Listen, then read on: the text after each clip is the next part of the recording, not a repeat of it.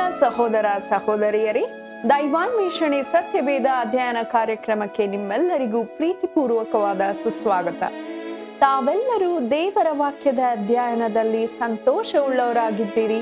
ಇತರರಿಗೂ ಕೂಡ ಈ ಸೇವೆಯ ಬಗ್ಗೆ ನೀವು ತಿಳಿಸುತ್ತಾ ಇದ್ದೀರಿ ಎಂಬುದಾಗಿ ನಾವು ನಂಬುತ್ತೇವೆ.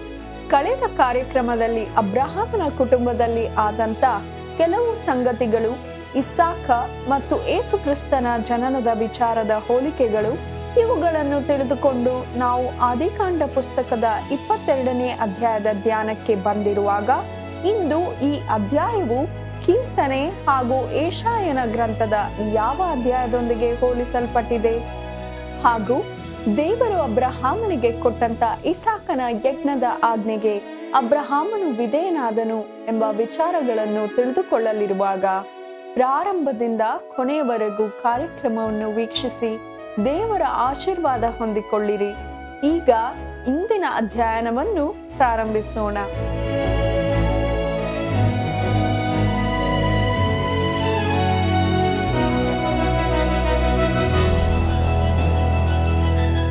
ಪ್ರೀತಿಯು ಮರಣದಷ್ಟು ಬಲವಾಗಿದೆ. ಪ್ರೀತಿ ದ್ರೋಹದಿಂದ ಹುಟ್ಟುವ ಮತ್ಸರವು ಪಾತಾಳದಷ್ಟು ಕ್ರೂರ. ಪರಮಗೀತ 8ನೇ ಅಧ್ಯಾಯ 6ನೇ ವಚನ. ಆತ್ಮೀಯ ವೀಕ್ಷಕ ಬಾಂಧವರೇ, ನಿಮ್ಮೆಲ್ಲರಿಗೂ ಹೃದಯಪೂರ್ವಕವಾದ ವಂದನೆಗಳು. ಸತ್ಯವೇದ ಅಧ್ಯಯನ ಕಾರ್ಯಕ್ರಮಕ್ಕೆ ಪ್ರೀತಿಯಿಂದ ಸ್ವಾಗತಿಸುತ್ತೇನೆ. ನಾವು ಈಗ ಆದಿಕಾಂಡ ಪುಸ್ತಕದ 22ನೇ ಅಧ್ಯಾಯದ ಕಡೆಗೆ ನಮ್ಮ ಗಮನವನ್ನು ಹರಿಸೋಣ. ಈ 22ನೇ ಅಧ್ಯಾಯದ ಮುಖ್ಯ ಪ್ರಸ್ತಾಪವು ಈಸಾಕನನ್ನು ಯಜ್ಞವಾಗಿ ಅರ್ಪಿಸುವಂತೆ ದೇವರು ಅಬ್ರಹಾಮನಿಗೆ ಆಜ್ಞಾಪಿಸಿದ್ದು, ದೇವರು ಅಬ್ರಹಾಮನನ್ನು ತಡೆದದ್ದು, ದೇವರು ತನ್ನ ವಾಗ್ದಾನಗಳನ್ನು ದೃಢೀಕರಿಸಿದ್ದು, ಅಬ್ರಹಾಮನು ಬೆರ್ಷೆಬಕ್ಕೆ ಹಿಂತಿರುಗಿದ್ದು ಎಂಬುದೇ. ಪ್ರಿಯರೇ, ದೇವರು ಅಬ್ರಹಾಮನಿಗೆ 7ನೇ ಸಾರಿ ಹಾಗೂ ಕಡೆಯ ಸಾರಿ ಕಾಣಿಸಿಕೊಂಡಿದ್ದರ ಕಡೆಗೆ ಈ ಅಧ್ಯಾಯವು ನಮ್ಮನ್ನು ಕರೆತರುತ್ತದೆ. ಒಂದು ವೇಳೆ ನಾವು ಸತ್ಯವೇದದ ಅತೀ ಶ್ರೇಷ್ಠವಾದ 10 ಅಧ್ಯಾಯಗಳನ್ನು ಹೆಸರಿಸುವುದಾದರೆ ಆದಿಕಾಂಡ ಪುಸ್ತಕದ 22ನೇ ಅಧ್ಯಾಯವನ್ನು ಅದರಲ್ಲಿ ಸೇರಿಸಿಕೊಳ್ಳಬೇಕಾಗುತ್ತದೆ. ಇಲ್ಲಿ ಮೊಟ್ಟ ಮೊದಲ ಬಾರಿ ಮಾನವ ಯಜ್ಞವು ಸಲಹೆಯಾಗಿ ಸೂಚಿಸಲ್ಪಟ್ಟಿರುವುದೇ ಒಂದು ಕಾರಣವಾಗಿರುತ್ತದೆ. ನೋಡಿರಿ, ಮಾನವನನ್ನು ಬಲಿಯಾಗಿ ಅರ್ಪಿಸುವುದು ತಪ್ಪಾದ ವಿಷಯವಾಗಿದೆ ಎಂಬುದನ್ನು ಮನುಷ್ಯನಿಗೆ ಸ್ಪಷ್ಟಪಡಿಸಲು ಇದು ದೇವರ ಯೋಜನೆ ಮತ್ತು ಉದ್ದೇಶವಾಗಿರುತ್ತದೆ. ಈ ಘಟನೆಯು ಅದನ್ನು ಪ್ರಕಟಿಸಿರುತ್ತದೆ. ದೇವರು ಪಾಪಿಗಳನ್ನು ರಕ್ಷಿಸಬೇಕಾದರೆ ಒಂದು ಜೀವವನ್ನು ಕೊಡುವುದು ಆತನಿಗೆ ಅವಶ್ಯವಾಗಿದೆ ಎಂಬುದನ್ನು ಇದು ಪ್ರಕಟಿಸುತ್ತದೆ. ಆ ಸ್ಥಾನವನ್ನು ತೆಗೆದುಕೊಳ್ಳುವುದಕ್ಕೆ ಮನುಷ್ಯ ಜೀವಿಗಳಲ್ಲಿ ಯಾವ ಮಗುವು ಯೋಗ್ಯವಾಗಿರುವುದಿಲ್ಲ.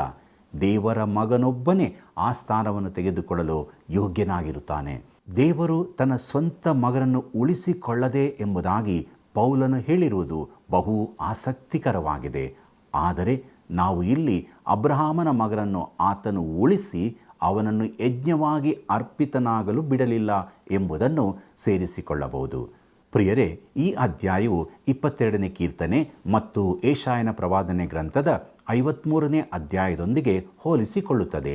ಯೇಸು ಕ್ರಿಸ್ತನ ಶಿಲುಬೆಯನ್ನು ವರ್ಣಿಸುವ ಈ ಶ್ರೇಷ್ಠ ಸತ್ಯತೆಗಳನ್ನು ಮೊದಲನೆಯ ಸಾರಿ ಈ ಅಧ್ಯಾಯದಲ್ಲಿ ನಾನು ನೋಡಿದ್ದೇನೆ. ಅದು ಅದ್ಭುತಕರವಾಗಿದೆ. ನೋಡಿರಿ ಪ್ರಿಯರೇ, ಈಸಾಕನ ಜನನದಲ್ಲಿ ಮಾತ್ರವಲ್ಲ, ಅವನನ್ನು ಯಜ್ಞವಾಗಿ ಸಮರ್ಪಿಸುವುದರಲ್ಲಿಯೂ ನಮ್ಮ ಕರ್ತನಾದ ಯೇಸು ಕ್ರಿಸ್ತನ ಜೀವನಕ್ಕೆ ವಿಚಿತ್ರವಾದ ಹೋಲಿಕೆ ಇರುವುದನ್ನು ನಾವು ನೋಡಬಹುದು. ಅಬ್ರಹಾಮನು ತನ್ನ ಮಗನಾದ ಈಸಾಕನನ್ನು ಯಜ್ಞವಾಗಿ ಸಮರ್ಪಿಸುವುದಕ್ಕೆ ಸಂಬಂಧಿಸಿದಂತೆ ಹೊಸ ಒಡಂಬಡಿಕೆಯಲ್ಲಿ ಯಾಕೋಬನು ತನ್ನ ಪತ್ರಿಕೆಯಲ್ಲಿ ಒಂದು ಹೇಳಿಕೆಯನ್ನು ನೀಡಿರುತ್ತಾನೆ. ಅದು ಸತ್ಯವೇದದ ಇತರ ಭಾಗಗಳಲ್ಲಿ ಅದಕ್ಕೆ ಸಂಬಂಧಿಸಿದಂತೆ ಇರುವ ಹೇಳಿಕೆಗಳಿಗೆ ವಿರೋಧಾತ್ಮಕವಾಗಿ ಕಂಡುಬರುವುದು ಬಹು ಆಸಕ್ತಿಕರವಾಗಿದೆ. ಮೊಟ್ಟ ಮೊದಲನೇದಾಗಿ ನಾವು ಗಮನಿಸಬೇಕಾದ ವಿಷಯವೇನೆಂದರೆ, ಯಾಕೋಬ ಮತ್ತು ಪೌಲ ಈ ಇಬ್ಬರು ವ್ಯಕ್ತಿಗಳು ನಂಬಿಕೆ ಎಂಬ ವಿಷಯದ ಕುರಿತು ಮಾತನಾಡುತ್ತಾ ಇದ್ದಾರೆ. ಯಾಕೋಬನು ಧರ್ಮಶಾಸ್ತ್ರದ ಕ್ರಿಯೆಗಳಲ್ಲ, ಆದರೆ ನಂಬಿಕೆಯ ಕ್ರಿಯೆಗಳ ಕುರಿತು ಮಾತನಾಡುತ್ತಾ ಇದ್ದಾನೆ. ಪೌಲನು ಆದಿಕಾಂಡದ 15ನೇ ಅಧ್ಯಾಯವನ್ನು ಪ್ರಸ್ತಾಪಿಸುತ್ತಾ ದೇವರ ಮುಂದೆ ಇರುವ ನೀತಿಯ ಕುರಿತು ಮಾತನಾಡುತ್ತಾ ಇದ್ದಾನೆ. ಅಲ್ಲಿ ಅಬ್ರಹಾಮನು ಆಗಷ್ಟೇ ನಂಬಿಕೆಯ ನಡೆಯನ್ನು ಪ್ರಾರಂಭಿಸಿದ್ದನು. ಆ ಸಮಯದಲ್ಲಿ ಬರೀ ದೇವರು ಮಾತ್ರ ಅವನ ಹೃದಯವನ್ನು ತಿಳಿದಿದ್ದನು ಮತ್ತು ಅಬ್ರಹಾಮನು ನಂಬಿದನು ಎಂಬುದನ್ನು ದೇವರು ಕಂಡುಕೊಂಡನು. ಆದಿಕಾಂಡ ಪುಸ್ತಕ 15ನೇ ಅಧ್ಯಾಯ 6ರಲ್ಲಿ ಹೀಗೆ ನೋಡುತ್ತೇವೆ, ಅಬ್ರಹಾಮನು ಯೆಹೋವನನ್ನು ನಂಬಿದನು, ಯೆಹೋವನು ಅವನ ನಂಬಿಕೆಯನ್ನು ಅವನ ಲೆಕ್ಕಕ್ಕೆ ನೀತಿಯೆಂದು ಎಣಿಸಿದನು ಎಂಬುದೇ. ನೋಡಿರಿ ಪ್ರಿಯರೇ, ಅಬ್ರಹಾಮನು ಅನೇಕ ಸಾರಿ ಸೋತು ಹೋದನು ಮತ್ತು ವಿಫಲನಾದನು ಮತ್ತು ಬಹುಶಃ ಆ ಸಮಯದಲ್ಲಿ ಅವನನ್ನು ನೋಡಿದ ಅವನ ನೆರೆಯವರು ಅವನು ಅಷ್ಟೊಂದು ನೀತಿವಂತನಾಗಿ ಕಂಡುಬರುವುದಿಲ್ಲ ಎಂಬುದಾಗಿ ಹೇಳಿರಬಹುದು. ಆದರೆ ಒಂದಾನೊಂದು ದಿನ ಅಬ್ರಹಾಮನು ತನ್ನ ಮಗನನ್ನು ಯಜ್ಞವಾಗಿ ಅರ್ಪಿಸಲು ಯಜ್ಞವೇದಿಯ ಮೇಲೆ ಇರಿಸಿದ್ದಾಗ ಅವನು ತನ್ನ ನಂಬಿಕೆಯನ್ನು ಕ್ರಿಯೆಗಳಿಂದಲೇ ಪ್ರದರ್ಶಿಸಿದನು ಎಂಬುದಾಗಿ ಕಲ್ಲು ಹೃದಯದ ಫಿಲಿಷ್ಟಿಯನು ಕೂಡ ಒಪ್ಪಿಕೊಳ್ಳಬೇಕಾಯಿತು. ಪ್ರಿಯರೇ, ಅಬ್ರಹಾಮನು ತನ್ನ ಕ್ರಿಯೆಗಳಿಂದಲೇ ನೀತಿವಂತನೆಂಬುದಾಗಿ ನಿರ್ಣಯಿಸಲ್ಪಟ್ಟನು ಎಂಬುದಾಗಿ ಯಾಕೋಬನು ಹೇಳುತ್ತಾ ಇದ್ದಾನೆ. ಯಾವಾಗ ಅವನು ನೀತಿವಂತನೆಂದು ನಿರ್ಣಯಿಸಲ್ಪಟ್ಟನು? ಅವನು ಈಸಾಕನನ್ನು ಯಜ್ಞವಾಗಿ ಸಮರ್ಪಿಸಿದಾಗ. ಆದರೆ ಅಬ್ರಹಾಮನು ನಿಜವಾಗಿ ಈಸಾಕನನ್ನು ಯಜ್ಞವೇದಿ ಮೇಲೆ ಸಮರ್ಪಿಸಿದನೋ ಎಂಬ ಪ್ರಶ್ನೆಯು ಹುಟ್ಟಿಕೊಳ್ಳುತ್ತದೆ. ಅದಕ್ಕೆ ಖಂಡಿತವಾಗಿಯೂ ಇಲ್ಲ ಎಂಬುದೇ ಉತ್ತರವಾಗಿರುತ್ತದೆ.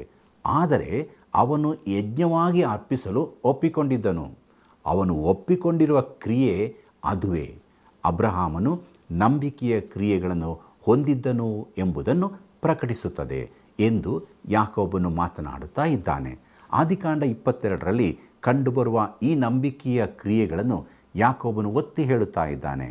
ಪೌಲನಾದರೂ ಆದಿಕಾಂಡ 15ರಲ್ಲಿ ಅಬ್ರಹಾಮನ ಹೃದಯದಲ್ಲಿ ಕಂಡುಬರುವಂಥ ನಂಬಿಕೆಯ ಕುರಿತು ಮಾತನಾಡುತ್ತಾನೆ. ಪ್ರೀತಿಯುಳ್ಳ ಸಹೋದರ ಸಹೋದರಿಯರೇ, ಮುಂದಕ್ಕೆ ನಾವು ಈಸಾಕನನ್ನು ಯಜ್ಞವಾಗಿ ಅರ್ಪಿಸುವಂತೆ ದೇವರು ಅಬ್ರಹಾಮನಿಗೆ ಆಜ್ಞೆ ನೀಡಿದ್ದು ಎಂಬ ವಿಚಾರವನ್ನು ನೋಡೋಣ.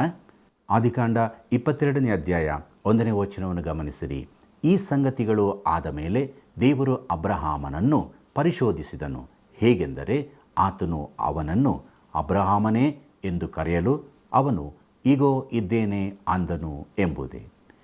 ಈ ವಾಕ್ಯ ಭಾಗದಲ್ಲಿ ನಾವು ನೋಡುತ್ತಿರುವುದು ಪರಿಶೋಧನೆಯಾಗಿರುತ್ತದೆ ಪ್ರಿಯರೇ. ಅದು ಬರೀ ಶೋಧನೆಯಾಗಿರುವುದಿಲ್ಲ. ಯಾಕೋಬನು ತನ್ನ ಪತ್ರಿಕೆಯಲ್ಲಿ ಇದನ್ನು ಸ್ಪಷ್ಟವಾಗಿ ಹೇಳಿರುತ್ತಾನೆ. ಹೇಗೆಂದರೆ ದೇವರು ಕೆಟ್ಟದ್ದಕ್ಕೇನೂ ಸಂಬಂಧಪಟ್ಟವನಲ್ಲ. ಆತನು ಯಾರನ್ನೂ ಪಾಪಕ್ಕೆ ಪ್ರೇರೇಪಿಸುವುದಿಲ್ಲ ಅಥವಾ ಶೋಧಿಸುವುದಿಲ್ಲ ಎಂಬುದಾಗಿ. ಇಲ್ಲಿ ದೇವರು ಅಬ್ರಹಾಮನನ್ನು ಪರಿಶೋಧಿಸ್ತಾ ಇದ್ದಾನೆ. ಆತನು ಒಂದು ವಿಚಿತ್ರವಾದ ಸಂಗತಿಯನ್ನು ಮಾಡುವಂತೆ ಅವರಿಗೆ ಹೇಳುತ್ತಾ ಇದ್ದಾನೆ. ಆದಿಕಾಂಡ ಪುಸ್ತಕ 22ನೇ ಅಧ್ಯಾಯ 2ನೇ ವಚನವನ್ನು ನೋಡಿರಿ. ಆಗಲಾತನು ನಿನಗೆ ಪ್ರಿಯನಾಗಿರುವ ಒಬ್ಬನೇ ಮಗನಾದ ಈಸಾಕನನ್ನು ತೆಗೆದುಕೊಂಡು ಮೊರಿಯಾ ದೇಶಕ್ಕೆ ಹೋಗಿ ಅಲ್ಲಿ ಅವನನ್ನು ನಾನು ಹೇಳುವ ಬೆಟ್ಟದ ಮೇಲೆ ಸರ್ವಾಂಗ ಹೋಮವಾಗಿ ಅರ್ಪಿಸಬೇಕು ಅಂದನು ಎಂಬುದೇ. ಈ ಅಧ್ಯಾಯವು ಮುಗಿದ ಕೂಡಲೇ, ಅಂದರೆ 23ನೇ ಅಧ್ಯಾಯವು ಸಾರಳ ಜೀವಮಾನ ಕಾಲವು 127 ವರ್ಷ ಎಂಬುದರೊಂದಿಗೆ ಆರಂಭಗೊಳ್ಳುತ್ತದೆ. ಅದನ್ನು ಈ ಅಧ್ಯಾಯದೊಂದಿಗೆ ಹಾಕಿ ನೋಡುವಾಗ ಈಸಾಕನು ಈಗ ಚಿಕ್ಕ ಬಾಲಕನಾಗಿರುವುದಿಲ್ಲ ಎಂಬುದನ್ನು ನಾವು ಕಂಡುಕೊಳ್ಳಬಹುದು. ನೋಡಿರಿ, ಈಸಾಕನು ಹುಟ್ಟಿದಾಗ ಸಾರಳು 90 ವರ್ಷದವಳಾಗಿದ್ದಳು ಮತ್ತು ಆಕೆಯು ತನ್ನ 127ನೇ ವರ್ಷದಲ್ಲಿ ಸತ್ತಳು ಎಂಬುದಾಗಿ ನೋಡಿಕೊಂಡಿದ್ದೇವೆ. ಅಂದರೆ ಅಲ್ಲಿ 37 ವರ್ಷಗಳು ಕಳೆದಿರುವುದನ್ನು ನಾವು ನೋಡಬಹುದು. ನಿನಗೆ ಪ್ರಿಯನಾಗಿರುವ ಒಬ್ಬನೇ ಮಗನಾದ ಈಸಾಕನನ್ನು ಎಂಬುದಾಗಿ ನೋಡುವಾಗ ಅವನು ಚಿಕ್ಕ ಬಾಲಕನೆಂಬುದಾಗಿ ನೋಡಲು ಆಗುವುದಿಲ್ಲ ಪ್ರಿಯರೇ. ಅವನು ಈಗ ಸುಮಾರು 30ರಿಂದ 33 ವರ್ಷದ ಯೌವನಸ್ಥನಾಗಿದ್ದಾನೆ. ನಿನಗೆ ಪ್ರಿಯನಾಗಿರುವ ಒಬ್ಬನೇ ಮಗನಾದ ಈಸಾಕನನ್ನು ತೆಗೆದುಕೊಂಡು ಎಂಬುದಾಗಿ ನೋಡುತ್ತೇವೆ. ಇಲ್ಲಿ ಅಬ್ರಹಾಮನ ಮತ್ತು ಸ್ವತಃ ದೇವರ ಹೃದಯದ ತಂತಿಗಳನ್ನು ನುಡಿಸಿರುವುದನ್ನು ಗಮನಿಸಬಹುದು. ನಿನಗೆ ಪ್ರಿಯನಾಗಿರುವ ಒಬ್ಬನೇ ಮಗನು ಎಂಬುದನ್ನು ನೋಡುವಾಗ ಕರ್ತನಾದ ಯೇಸು ಕ್ರಿಸ್ತನು ತ್ರಯೇಕತ್ವದ ಒಬ್ಬನೇ ಮಗನ ಸ್ಥಾನವನ್ನು ಆಕ್ರಮಿಸಿಕೊಂಡಿರುವುದನ್ನು ಗಮನಿಸಬಹುದು. ಈಸಾಕನು ಅಬ್ರಹಾಮನಿಗೆ ಪ್ರಿಯ ಮಗನಾಗಿರುವಂತೆಯೇ ಕರ್ತನಾದ ಯೇಸು ಕ್ರಿಸ್ತನು ತಂದೆಯಾದ ದೇವರಿಗೆ ಪ್ರಿಯ ಮಗನಾಗಿದ್ದನು. ಪ್ರಿಯರೇ, ಮುಂದುವರೆದು ಈ ವಾಕ್ಯ ಭಾಗದಲ್ಲಿ ಮೊರಿಯಾ ದೇಶಕ್ಕೆ ಹೋಗಿ ಎಂಬುದಾಗಿ ನೋಡುತ್ತೇವೆ. ಮೊರಿಯಾ ಬೆಟ್ಟದ ಮೇಲೆ ಈಸಾಕನನ್ನು ಸಮರ್ಪಿಸಿದ ಅದೇ ಸ್ಥಳದಲ್ಲಿ ನಿರ್ದಿಷ್ಟವಾಗಿ ಅನೇಕ 100 ವರ್ಷಗಳ ನಂತರ ದೇವಾಲಯವು ಕಟ್ಟಲ್ಪಟ್ಟಿತು ಮತ್ತು ಅದೇ ಸ್ಥಳದಲ್ಲಿ ಕರ್ತನಾದ ಯೇಸು ಕ್ರಿಸ್ತನು ಶಿಲುಬೆಯ ಮೇಲೆ ತೂಗಾಡಿದನು ಎಂಬುದಾಗಿ ಅನೇಕ ಜನರು ನಂಬುತ್ತಾರೆ. ಆದರೆ ಈ 3 ಘಟನೆಗಳು ಸಂಭವಿಸಿದ್ದು ಒಂದೇ ಸ್ಥಳದಲ್ಲಿ ಎಂಬುದಾಗಿ ಹೇಳುವುದಕ್ಕಿಂತ ಅವು ಒಂದೇ ಬೆಟ್ಟದ ಸಾಲಿನಲ್ಲಿ ಸಂಭವಿಸಿದವು ಎಂಬುದಾಗಿ ಹೇಳುವುದು ಉತ್ತಮವಾಗಿರುತ್ತದೆ. ಪ್ರಿಯರೇ, ಮುಂದುವರಿದು ಈ ವಾಕ್ಯ ಭಾಗದಲ್ಲಿ ನಾನು ಹೇಳುವ ಒಂದು ಬೆಟ್ಟದ ಮೇಲೆ ಸರ್ವಾಂಗ ಹೋಮವಾಗಿ ಅರ್ಪಿಸಬೇಕು ಅಂದನು ಎಂಬುದಾಗಿ ನೋಡುತ್ತೇವೆ. ನೋಡಿರಿ ಪ್ರಿಯರೇ, ಮೋಶೆಯ ಧರ್ಮಶಾಸ್ತ್ರವು ಕೊಡಲ್ಪಡುವುದಕ್ಕಿಂತ ಮುಂಚೆ ಸರ್ವಾಂಗ ಹೋಮವು ಕಾಣಿಕೆಯಾಗಿ ಕೊಡಲ್ಪಡುತ್ತಿತ್ತು. ಅದರ ನಂತರ ಪಾಪ ಪರಿಹಾರಕ ಯಜ್ಞವು ಕೊಡಲ್ಪಡಲಾಗುತ್ತಿತ್ತು. ಇಲ್ಲಿ ಈ ಸರ್ವಾಂಗ ಹೋಮವು ಕ್ರಿಸ್ತನೆಂಬ ವ್ಯಕ್ತಿ ಮತ್ತು ಆತನು ಯಾರಾಗಿದ್ದಾನೆ ಎಂಬುದರ ಕುರಿತು ಮಾತನಾಡುತ್ತದೆ. ಇದು ಮಾನವ ಬಲಿಯಾಗಿರುವುದರಿಂದ ನರಬಲಿಯು ತಪ್ಪಾದದ್ದಲ್ಲವೇ ಎಂಬ ಸಾಮಾನ್ಯ ಪ್ರಶ್ನೆಯು ಹುಟ್ಟಿಕೊಳ್ಳುತ್ತದೆ. ಪ್ರಿಯರೇ, ಆತನು ನನ್ನನ್ನೆಂದಿಗೂ ತೊರೆದಿರುವುದಿಲ್ಲ ಹಾಗೂ ಅತ್ಯುತ್ತಮವಾದದ್ದು ಎಂಬುದಾಗಿ ಸಾಬೀತುಗೊಳ್ಳದ ಯಾವುದೊಂದನ್ನು ಆತನು ನನಗೆ ಹೇಳಿರುವುದಿಲ್ಲ. ಇದನ್ನು ಅರ್ಥ ಮಾಡಿಕೊಳ್ಳುವುದು ನನ್ನಿಂದ ಆಗುತ್ತಾ ಇಲ್ಲ. ಆದರೆ ಆತನೊಂದಿಗೆ ಪೂರ್ತಿಯಾಗಿ ನಾನು ಹೋಗುವುದಾದರೆ ದೇವರು ಈಸಾಕನನ್ನು ಸತ್ತವರೊಳಗಿಂದ ಎಬ್ಬಿಸಲು ಶಕ್ತನಾಗಿದ್ದಾನೆ ಎಂಬುದನ್ನು ನಾನು ನಂಬುತ್ತೇನೆ. ಆತನು ಖಂಡಿತವಾಗಿಯೂ ಹಾಗೇ ಮಾಡುತ್ತಾನೆ ಎಂಬುದನ್ನು ನಾನು ನಂಬುತ್ತೇನೆ ಎಂದು ಹೇಳಿರುತ್ತಿದ್ದನು. ಪ್ರಿಯರೇ, ಅಬ್ರಹಾಮನು ಈಸಾಕನನ್ನು ಕರೆದುಕೊಂಡು ಹೋಗುತ್ತಿರುವುದರ ಪ್ರಚಂಡವಾದ ಚಿತ್ರಣವು ಇದಾಗಿರುತ್ತದೆ. ಮುಂದಕ್ಕೆ ನಾವು ಆದಿಕಾಂಡ ಪುಸ್ತಕ 22ನೇ ಅಧ್ಯಾಯ 3ನೇ ವಚನವನ್ನು ನೋಡೋಣ. ಬೆಳಿಗ್ಗೆ ಅಬ್ರಹಾಮನು ಎದ್ದು ಕತ್ತೆಗೆ ತಡಿ ಹಾಕಿಸಿ ಯಜ್ಞಕ್ಕೆ ಬೇಕಾದ ಕಟ್ಟಿಗೆಯನ್ನು ಓಡಿಸಿ ತನ್ನ ಸೇವಕರಲ್ಲಿ 2 ತನ್ನ ಮಗನಾದ ಈಸಾಕನನ್ನು ಕರೆದುಕೊಂಡು ದೇವರು ಹೇಳಿದ ಸ್ಥಳಕ್ಕೆ ಹೊರಟನು ಎಂಬುದೇ. ಪ್ರಿಯರೇ, ಅಬ್ರಹಾಮನು ಈಗ ಈಸಾಕನನ್ನು ಕರೆದುಕೊಂಡು ಹೋಗುತ್ತಾ ಇದ್ದಾನೆ ಮತ್ತು ಸರ್ವಾಂಗ ಹೋಮಕ್ಕಾಗಿ ಕಟ್ಟಿಗೆಯನ್ನು ಸಹ ತೆಗೆದುಕೊಂಡು ಹೋಗುತ್ತಾ ಇದ್ದಾನೆ. ಮುಂದಕ್ಕೆ ನೋಡೋಣ. ಆದಿಕಾಂಡ ಪುಸ್ತಕ 22ನೇ ಅಧ್ಯಾಯ 4ನೇ ವಚನವನ್ನು. 3ನೆಯ ದಿನದಲ್ಲಿ ಅಬ್ರಹಾಮನು ಕಣ್ಣೆತ್ತಿ ನೋಡುವಾಗ ಆ ಸ್ಥಳವು ದೂರದಲ್ಲಿ ಕಾಣಿಸಲು ಎಂಬುದೇ. ಆತ್ಮೀಯ ವೀಕ್ಷಕರೇ, ದೇವರು ಹೇಳಿದ್ದ ಆ ಸ್ಥಳಕ್ಕೆ ಹೋಗಲು ಅಬ್ರಹಾಮನಿಗೆ 3 ದಿವಸಗಳು ಹಿಡಿದವು.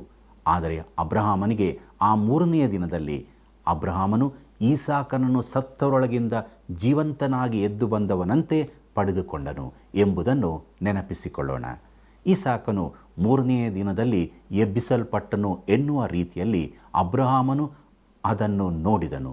ಎಂಥ ಒಂದು ಚಿತ್ರಣವನ್ನು ನಾವು ಹೊಂದಿರುವೆವಲ್ಲವೇ. ಮುಂದಕ್ಕೆ ನೋಡ್ರಿ, ಆದಿಕಾಂಡ ಪುಸ್ತಕ 22ನೇ ಅಧ್ಯಾಯ 5ನೇ ವಚನವನ್ನು. ಅವನು ತನ್ನ ಸೇವಕರಿಗೆ, ನೀವು ಇಲ್ಲೇ ಕತ್ತೆಯ ಬಳಿಯಲ್ಲಿರಿ, ನಾನು ನನ್ನ ಮಗನು ಅಲ್ಲಿಗೆ ಹೋಗಿ ದೇವಾರಾಧನೆ ಮಾಡಿಕೊಂಡು ನಿಮ್ಮ ಬಳಿಗೆ ತಿರುಗಿ ಬರುತ್ತೇವೆ ಎಂದು ಹೇಳಿದನು ಎಂಬುದೇ. ಈಗ ಇಲ್ಲಿ ನಡೆಯುತ್ತಿರುವ ವ್ಯವಹಾರವು ತಂದೆ ಮತ್ತು ಮಗನ, ಅಂದರೆ ಅಬ್ರಹಾಮನ ಮತ್ತು ಈಸಾಕನ ನಡುವೆ ನಡೆಯುವಂಥದ್ದಾಗಿರುತ್ತದೆ. ಮತ್ತು ನಿಜವಾಗಿ ನೋಡುವುದಾದರೆ ದೇವರು ಶಿಲುಬೆಯಲ್ಲಿ ಮನುಷ್ಯರನ್ನು ಹೊರಗಡೆ ಹಾಕಿ ಬಾಗಿಲು ಮುಚ್ಚಿದನು.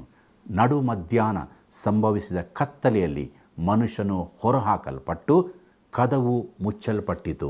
ಆ 3 ಗಂಟೆಗಳ ಕಾಲ ಯಾರೂ ಕೆಲಸ ಮಾಡದಂತೆ ರಾತ್ರಿಯೂ ಬಂದಿತ್ತು ಮತ್ತು ಆ ಶಿಲುಬೆಯು ಇಡೀ ಲೋಕದ ಪಾಪವನ್ನು ಕೊಂಡೊಯ್ಯುವಂಥ ದೇವರ ಕುರಿಮರಿಯು ಸಮರ್ಪಿಸಲ್ಪಟ್ಟ ಯಜ್ಞವೇದಿಯಾಗಿತ್ತು. ಆ ಶಿಲುಬೆಯ ಮೇಲೆ ತಂದೆ ಮತ್ತು ಮಗನ ನಡುವೆ ವ್ಯವಹಾರವು ನಡೆಯಿತು. ಮನುಷ್ಯನು ಹೊರಗುಳಿದಿದ್ದನು ಮತ್ತು ಅವನು ಅದರಲ್ಲಿ ಭಾಗವಹಿಸಲಿಲ್ಲ. ಅದೇ ಚಿತ್ರಣವನ್ನು ನಾವು ಇಲ್ಲಿ ನೋಡುವರಾಗಿದ್ದೇವೆ. ಅಬ್ರಹಾಮ ಮತ್ತು ಈಸಾಕ ಇವರಿಬ್ಬರ ನಡುವೆ ವ್ಯವಹಾರವು ನಡೆಯಿತು. ಎಂಥ ಅದ್ಭುತವಲ್ಲವೇ. ಮುಂದಕ್ಕೆ ನೋಡ್ರಿ, ಆದಿಕಾಂಡ ಪುಸ್ತಕ 22ನೇ ಅಧ್ಯಾಯ 6ನೇ ವಚನವನ್ನು. ಆಗ ಅಬ್ರಹಾಮನು ಯಜ್ಞಕ್ಕೆ ಬೇಕಾದ ಕಟ್ಟಿಗೆಯನ್ನು ತನ್ನ ಮಗನಾದ ಈಸಾಕನ ಮೇಲೆ ಹೊರಿಸಿ ತನ್ನ ಕೈಯಲ್ಲೇ ಬೆಂಕಿಯನ್ನೂ ಕತ್ತಿಯನ್ನು ತೆಗೆದುಕೊಂಡ ನಂತರ ಅವರಿಬ್ಬರು ಹೊರಟು ಹೋದರು ಎಂಬುದೇ. ಪ್ರಿಯರೇ, ಈ ವಾಕ್ಯ ಭಾಗದಲ್ಲಿ ಅಬ್ರಹಾಮನು ಯಜ್ಞಕ್ಕೆ ಬೇಕಾದ ಕಟ್ಟಿಗೆಯನ್ನು ತನ್ನ ಮಗನಾದ ಈಸಾಕನ ಮೇಲೆ ಹೊರಿಸಿ ಎಂಬುದಾಗಿ ನೋಡುವಾಗ ನಮ್ಮ ಕರ್ತನಾದ ಯೇಸು ಕ್ರಿಸ್ತನು ತನ್ನ ಶಿಲುಬೆಯನ್ನು ತಾನೇ ಹೊತ್ತುಕೊಂಡನು ಎಂಬುದನ್ನು ಸ್ಮರಿಸಬಹುದು. ಬೆಂಕಿಯು ನ್ಯಾಯ ತೀರ್ಪಿನ ಕುರಿತು ಮಾತನಾಡುತ್ತದೆ ಮತ್ತು ಕತ್ತಿಯು ನ್ಯಾಯ ತೀರ್ಪನ್ನು ಹಾಗೂ ಯಜ್ಞವನ್ನು ನೆರವೇರಿಸುವುದರ ಕುರಿತು ಮಾತಾಡುತ್ತದೆ. ಇಲ್ಲಿ ಅಬ್ರಹಾಮನು ಬೆಂಕಿಯನ್ನು ಕತ್ತಿಯನ್ನು ತೆಗೆದುಕೊಂಡು ಹೊರಟನು. ಮುಂದಕ್ಕೆ ನೋಡೋಣ. ಆದಿಕಾಂಡ ಪುಸ್ತಕ 22ನೇ ಅಧ್ಯಾಯ 7 ಮತ್ತು 8ನೇ ವಚನವನ್ನು. ಹೋಗುವಾಗ ಇಸಾಕನು ತನ್ನ ತಂದೆಯಾದ ಅಬ್ರಹಾಮನಿಗೆ ಅಪ್ಪ ಎಂದು ಕರೆಯಲು ಅಬ್ರಹಾಮನು ಏನು ಮಗನೇ ಅಂದನು. ಇಸಾಕನು ಈಗೋ ಬೆಂಕಿಯೋ ಕಟ್ಟಿಗೆಯೋ ಉಂಟು, ಆದರೆ ಹೋಮಕ್ಕೆ ಬೇಕಾದ ಕುರಿಯಲ್ಲಿ ಎಂದು ಕೇಳಿದಕ್ಕೆ ಅಬ್ರಹಾಮನು ಮಗನೇ, ಹೋಮಕ್ಕೆ ಬೇಕಾದ ಕುರಿಯನ್ನು ದೇವರೇ ಒದಗಿಸುವನು ಅಂದನು. ಹೀಗೆ ಅವರಿಬ್ಬರೂ ಹೋದರು ಎಂಬುದೇ.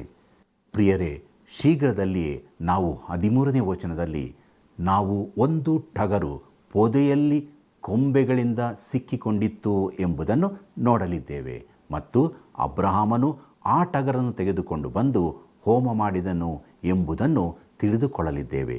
ಹೋಮಕ್ಕೆ ಬೇಕಾದ ಕುರಿಯನ್ನು ದೇವರೇ ಒದಗಿಸುವನು ಎಂಬುದಾಗಿ ಅಬ್ರಹಾಮನು ಈ ವಾಕ್ಯ ಭಾಗದಲ್ಲಿ ಹೇಳುತ್ತಿರುವನು. ಆದರೆ ಅಲ್ಲಿ ಕುರಿ ಇರಲಿಲ್ಲ, ಅದರ ಬದಲಾಗಿ ಟಗರು ಇತ್ತು. ಪ್ರಿಯರೇ, ಅಲ್ಲಿ ಒಂದು ಭಿನ್ನತೆಯನ್ನು ನೋಡುತ್ತೇವೆ. ನೋಡಿರಿ, ಶತಮಾನಗಳ ನಂತರ ಸ್ಥಾನಿಕನಾದ ಯೋಹಾನನು ಕರ್ತನಾದ ಯೇಸು ಕ್ರಿಸ್ತನನ್ನು ಗುರುತಿಸಿ, ಆಗೋ ಯಜ್ಞಕ್ಕೆ ದೇವರು ನೇಮಿಸಿದ ಕುರಿ ಲೋಕದ ಪಾಪವನ್ನು ನಿವಾರಣೆ ಮಾಡುವನು ಎಂಬುದಾಗಿ ಹೇಳುವವರೆಗೂ ಕುರಿ ಕೊಡಲ್ಪಟ್ಟಿರಲಿಲ್ಲ. ಹೋಮಕ್ಕೆ ಬೇಕಾದ ಕುರಿಯನ್ನು ದೇವರೇ ಒದಗಿಸುವನು ಎಂಬುದಾಗಿ ಅಬ್ರಹಾಮನು ಹೇಳುತ್ತಿರುವಾಗ ಅಬ್ರಹಾಮನು ಪ್ರವಾದನಾತ್ಮಕವಾಗಿ ಮಾತನಾಡುತ್ತಿರುವುದನ್ನು ನೋಡುವುದು ಬಹು ಮುಖ್ಯವಾಗಿರುತ್ತದೆ. ಈಗ ಅಬ್ರಹಾಮನು ಹೆಚ್ಚಿನದನ್ನು ಅರಿಯದೇ ಇರುವಾಗಲೂ ಈ ಹುಡುಗನನ್ನು ಯಜ್ಞವೇದಿಯ ಮೇಲೆ ಅರ್ಪಿಸಲು ಸಿದ್ಧನಾಗಿರುವನು. ಆದಿಕಾಂಡ ಪುಸ್ತಕ 22ನೇ ಅಧ್ಯಾಯ 9ನೇ ವಚನವನ್ನು ಗಮನಿಸಿರಿ. ದೇವರು ಹೇಳಿದ್ದ ಸ್ಥಳಕ್ಕೆ ಅವರು ಸೇರಿದಾಗ ಅಬ್ರಹಾಮನು ಯಜ್ಞವೇದಿಯನ್ನು ಕಟ್ಟಿ ಕಟ್ಟಿಗೆಯನ್ನು ಒಟ್ಟಿ ತನ್ನ ಮಗನಾದ ಈಸಾಕನ ಕೈಕಾಲುಗಳನ್ನು ಬಿಗಿದು ಅವನನ್ನು ವೇದಿಯಲ್ಲಿ ಕಟ್ಟಿಗೆಯ ಮೇಲೆ ಇಟ್ಟನು ಎಂಬುದೇ. ಪ್ರಿಯರೇ, ಅಬ್ರಹಾಮನು ಈಗ ಕಟ್ಟಿರುವ ಈ ಈಸಾಕನೆಂಬ ಈ ಹುಡುಗನು ಚಿಕ್ಕ ಹುಡುಗನಾಗಿರುವುದಿಲ್ಲ. ಅವನು ಬೆಳೆದ ಯೌವನಸ್ಥನಾಗಿದ್ದಾನೆ. ಮತ್ತು ಒಂದು ವೇಳೆ ಈಸಾಕನು ಶಾರೀರಿಕ ಪ್ರತಿಭಟನೆಯನ್ನು ತೋರಿಸಿದ್ದೇ ಆಗಿದ್ದರೆ ಅವನು ಖಂಡಿತವಾಗಿಯೂ ಅಬ್ರಹಾಮನನ್ನು ಜಯಿಸಿಕೊಂಡು ಹೋಗಬಹುದಾಗಿತ್ತು. ಆದರೆ ಈಸಾಕನು ಇಲ್ಲಿ ವಿಧೇಯತೆಯಲ್ಲಿ ಮಾಡುತ್ತಾ ಇದ್ದಾನೆ. ನಮ್ಮ ಕರ್ತನಾದ ಯೇಸು ಕ್ರಿಸ್ತನೂ ಸಹ ಶಿಲುಬೆಗೆ ಹೋಗುವುದಕ್ಕಿಂತ ಮುಂಚೆ ತಂದೆಯೇ, ನನ್ನ ಚಿತ್ತವಲ್ಲ ನಿನ್ನ ಚಿತ್ತವೇ ಆಗಲಿ ಎಂಬುದಾಗಿ ಹೇಳುತ್ತಾ ಮುನ್ನಡೆದನು. ಆತನು ತಂದೆಯಾದ ದೇವರ ಚಿತ್ತವನ್ನು ನೆರವೇರಿಸುವುದಕ್ಕಾಗಿ ಶಿಲುಬೆಗೆ ಹೋದನು. ಎಂಥ ಸುಂದರವಾದ ಚಿತ್ರಣವನ್ನು ನಾವು ಇಲ್ಲಿ ಹೊಂದಿರುವೆವಲ್ಲವೇ? ಮುಂದಕ್ಕೆ ನಾವು ನೋಡೋಣ. ಆದಿಕಾಂಡ ಪುಸ್ತಕ 22ನೇ ಅಧ್ಯಾಯ 10ನೇ ವಚನವನ್ನು. ಆದರೆ ತನ್ನ ಮಗನನ್ನು ವಧಿಸುವುದಕ್ಕೆ ಅವನು ಕೈಚಾಚಿ ಕತ್ತಿಯನ್ನು ಹಿಡಿದುಕೊಳ್ಳಲು ಎಂಬುದೇ. ಈ ಒಂದು ಸಮಯದಲ್ಲಿ ನಾವು ಅಬ್ರಹಾಮನಿಗೆ, ಅಬ್ರಹಾಮನೇ, ದೇವರು ಇದನ್ನು ಮಾಡುವಂತೆ ಈಗ ಅನುಮತಿಸಿದಂತೆ ಕಾಣುತ್ತದಲ್ಲವೇ? ಆದ್ದರಿಂದ ನೀನು ಇದನ್ನು ಮಾಡಲಿರುವೆಯೋ ಎಂಬುದಾಗಿ ಕೇಳುವವರಾಗಿದ್ದರೆ ಅವನು, ಹೌದು, ನಿಶ್ಚಯವಾಗಿ ನಾನು ಮಾಡಲಿದ್ದೇನೆ. ನರ ಬಲಿ ಅರ್ಪಿಸುವುದು ತಪ್ಪು ಎಂಬುದಾಗಿ ಕಲಿಸಲ್ಪಟ್ಟಿರುತ್ತೇವೆ ನಿಜ. ಆದರೆ ಈಗ ನನಗೆ ಅರ್ಥವಾಗುತ್ತಿಲ್ಲ. ನಾನಾದರೂ ದೇವರಿಗೆ ವಿಧೇಯನಾಗಲು ಕಲಿತುಕೊಂಡಿರುತ್ತೇನೆ ಎಂಬುದಾಗಿ ಹೇಳುತ್ತಿದ್ದನು.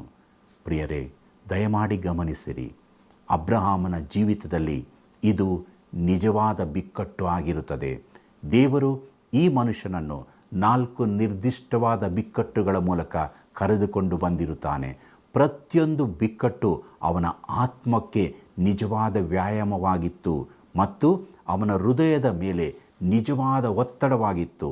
ಮೊಟ್ಟ ಮೊದಲನೇದಾಗಿ ದೇವರು ಅವನನ್ನು ಕಲ್ದಿಯರ ಊರು ಪಟ್ಟಣದಲ್ಲಿನ ತನ್ನ ಸ್ವಂತ ಸಂಬಂಧಿಗಳ ಮಧ್ಯದಿಂದ ಹೊರಬರುವಂತೆ ಕರೆದನು.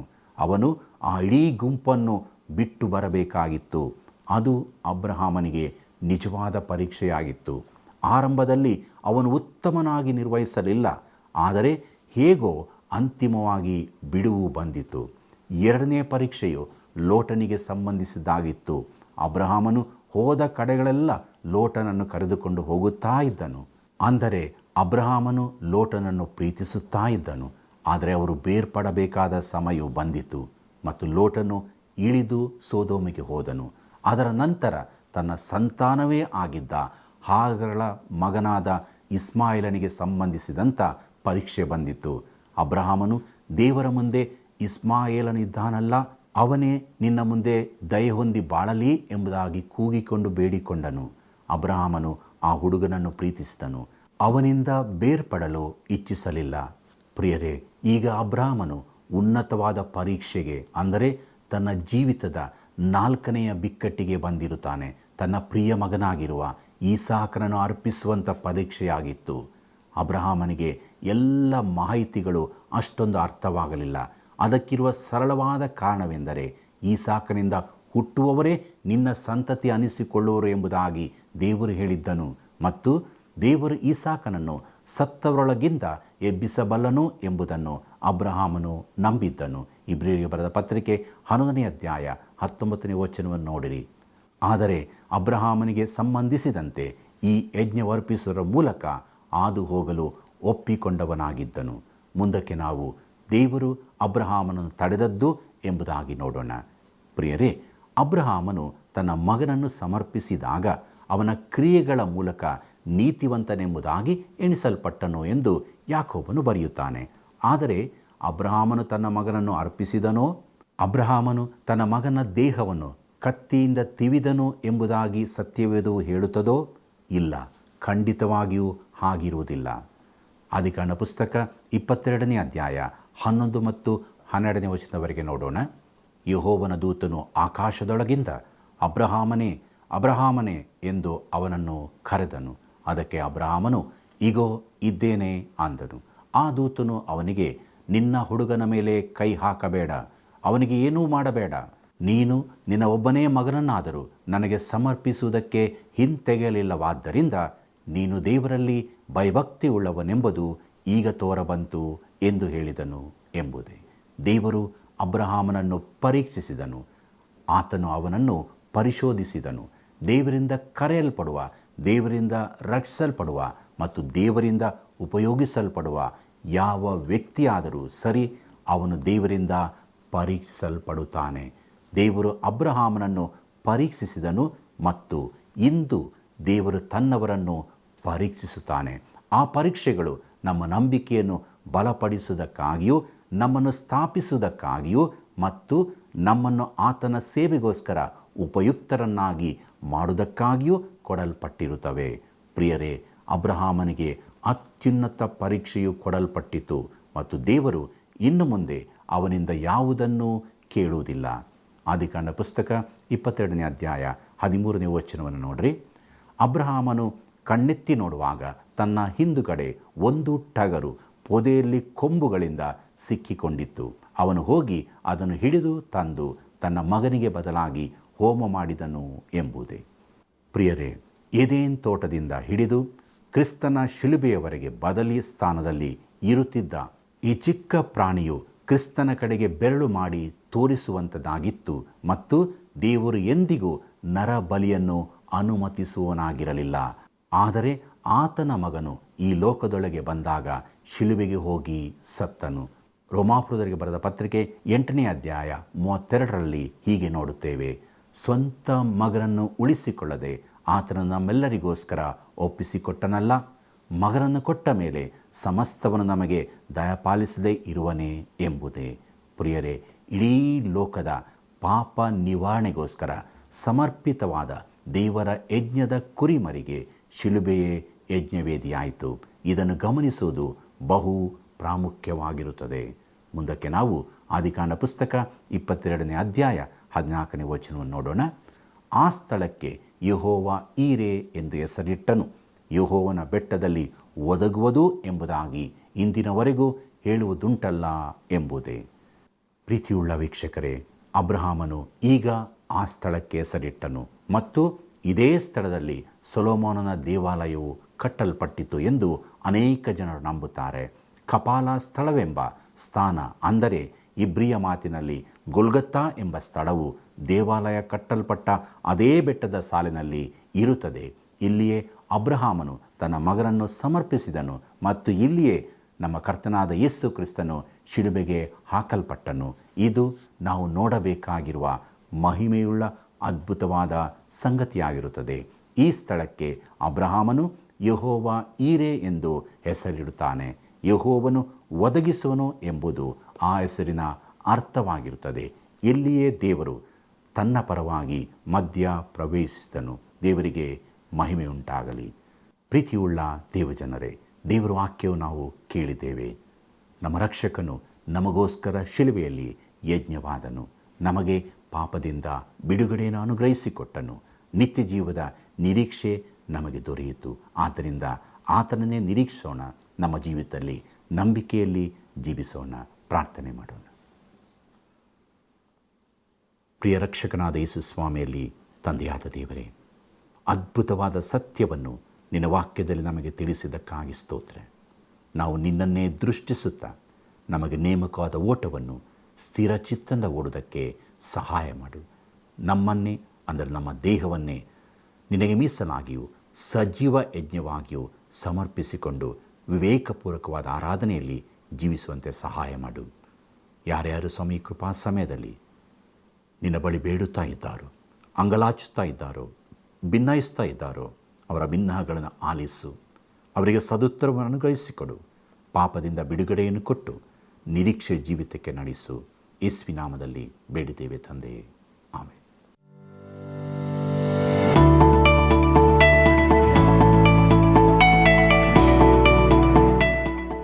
ಇಂದಿನ ಅಧ್ಯಯನಕ್ಕೆ ಒಂದು ಪ್ರಶ್ನೆ. ಯೆಹೋವ ಈರೆ ಅಂದರೆ ಏನು? ಯೆಹೋವ ಈರೆ ಅಂದರೆ ಏನು? ಉತ್ತರ: ಸರ್ವಶಕ್ತನು, ನೋಡುವವನು, ಯೆಹೋವನು ಒದಗಿಸುವಾತನು. ಸರಿಯಾದ ಉತ್ತರವನ್ನು ಆಯ್ಕೆ ಮಾಡಿ ಈಗ ಹೇಳುವ ವಾಟ್ಸಪ್ ಸಂಖ್ಯೆಗೆ ಕಳುಹಿಸಿರಿ. 7618737772. ಪ್ರಿಯರೇ, ದೇವರು ಅಬ್ರಹಾಮನಿಗೆ 7ನೆಯ ಸಾರಿ ಕಾಣಿಸಿಕೊಂಡದ್ದರ ಕುರಿತಾಗಿ ಇವತ್ತಿನ ಅಧ್ಯಯನದಲ್ಲಿ ನಾವು ತಿಳಿದುಕೊಂಡಿದ್ದೇವೆ. ಅಬ್ರಹಾಮನು ತನ್ನ ಒಬ್ಬನೇ ಮಗನನ್ನು ಸಮರ್ಪಿಸಲು ಹೋದಾಗ ದೇವರು ಅವನನ್ನು ತಡೆದದ್ದು, ಅಬ್ರಹಾಮನು ನೀತಿವಂತನೆಂಬುದಾಗಿ ತಿಳಿಸಲ್ಪಟ್ಟದ್ದು, ದೇವರು ಅಬ್ರಹಾಮನು ತನ್ನ ಮಗನನ್ನು ಬಲಿ ಕೊಡದಂತೆ ತಡೆದರೂ ಕೂಡ ತನ್ನೊಬ್ಬನೇ ಮಗನಾದ ಯೇಸು ಕ್ರಿಸ್ತನನ್ನು ನಮಗೋಸ್ಕರ ಶಿಲುಬೆ ಎಂಬ ಯಜ್ಞಪೀಠದಲ್ಲಿ ಸಜೀವ ಯಜ್ಞವಾಗಿ ಸಮರ್ಪಿಸಿದನು.